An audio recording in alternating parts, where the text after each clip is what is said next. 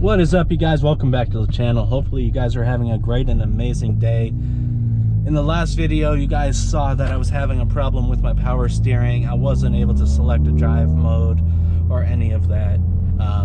All-wheel drive system was off. All of that has been solved now.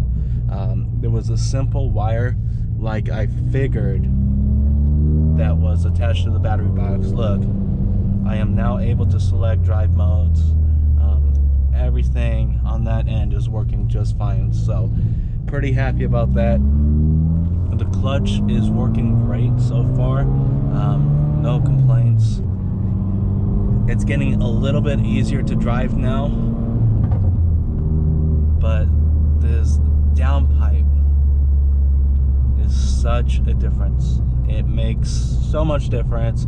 I definitely feel a little bit more power. Not that I've been able to get on it yet, but just from touching the throttle, I notice a little bit more power.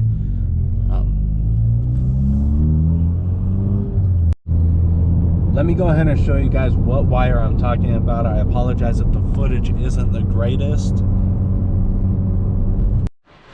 Alright, you guys, so I found the problem with the power steering. I forgot to get this cable right here. That goes down to the steering rack, so you definitely want to make sure that you put that cable back on anytime that you take the battery box out. Otherwise, you're not going to have all-wheel drive, no drive mode select, and no power steering. And that wire right there was my biggest problem. I don't know how I forgot it. Somehow it was under the battery box, so I just removed the battery and it was sitting right there, and I screwed it back into the battery box, and from there my power steering worked. Everything worked perfectly. So luckily it wasn't anything major. It's nothing that I had to bring to Ford. I was able to fix it myself just because of a simple mistake that we missed going through the reinstallation period. So I'm pretty happy that I was able to fix it.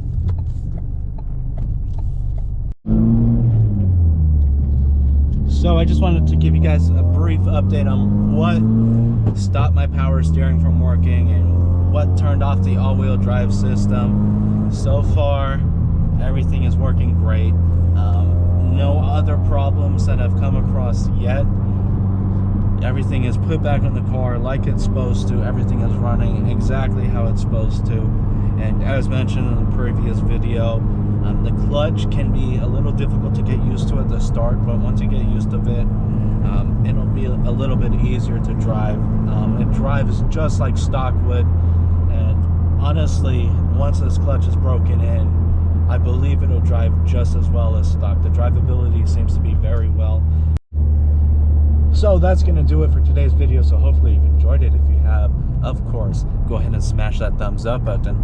Drop a comment in the comment section below and let me know your thoughts of my little mistake. And of course, guys, if you're new to the channel and you haven't subscribed already, please consider doing so. Until next time, I'm checking out.